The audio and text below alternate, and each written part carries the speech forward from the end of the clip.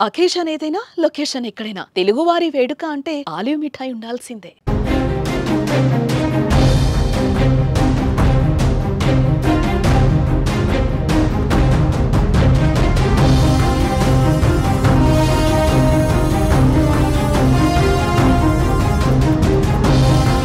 భారత్ యుద్ధ వాతావరణం నెలకొన్న వేళ పాకిస్తాన్ కు భారీ ఎదురుదెబ్బ తగిలినట్టుగా తెలుస్తోంది.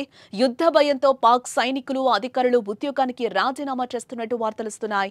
250 మందికి పైగా సైనిక అధికారులతో పాటు 1200 మంది సైనికులు కూడా రాజీనామా చేసినట్టు ఓ ప్రకటన వైరల్ అవుతోంది. కానీ ఈ వార్తలను ఇప్పటి వరకు పాకిస్తాన్ సైన్యం కానీ పాక్ సర్కార్ కానీ అధికారికంగా అయితే ధృవీకరించలేదు.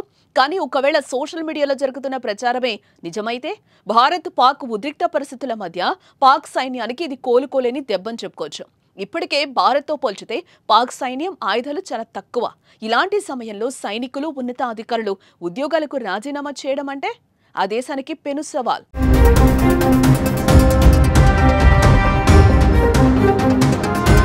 పాక్ సైనికులు రాజీనామా చేయడానికి ఆ దేశ నిర్ణయాలే కారణంగా తెలుస్తోంది. పాక్ సైన్యంలోని కొందరు వ్యక్తులు ప్రస్తుత పరిస్థితుల పట్ల తీవ్ర అసంతృప్తితో ఉన్నారని, అందుకే వారు తమ పదవులకు రాజీనామా చేసినట్లు సమాచారం. మరి కొందరు భయంతో కూడా రాజీనామా చేస్తున్నారు. ఇప్పటికే ఒకవైపు బలూచ్ లిబరేషన్ ఆర్మీ పాక్ సైన్యం షెహబాజ్ షరీఫ్ సర్కార్పై గుర్రుగా ఉంది. తరచూ బలూచిస్తాన్ ప్రావిన్స్ లో దాడులు చేస్తూనే ఉంది.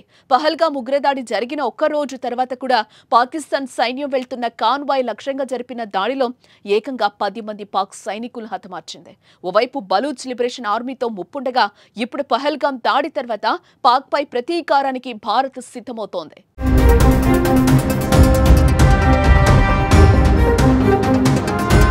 భారత్ పాకిస్తాన్ మధ్య యుద్ధ వాతావరణం నెలకొంది. ఇరు దేశాలు సరిహద్దులో సైన్యం మోహరింపును పెంచాయి.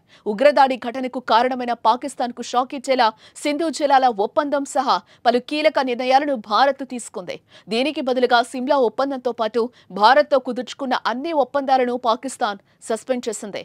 దీంతో కశ్మీర్లో కాల్పుల విరమణ ఒప్పందం రద్దయినట్లయింది. దీంతో పాక్ సైన్యం భారత చెక్పోస్టులపై కాల్పులకు తెగబడుతూ యుద్ధానికి కాలు దూతోంది. భారత్పై సైన్యాన్ని అలర్ట్ చేస్తూ పాక్పై యుద్ధానికి సిద్ధమే అనే సంకేతాలిచ్చే నేపథ్యంలో ఆ దేశ సైనికులు రాజీనామాల బాట పట్టడం ఇప్పుడు చర్చనీయాంశమైంది.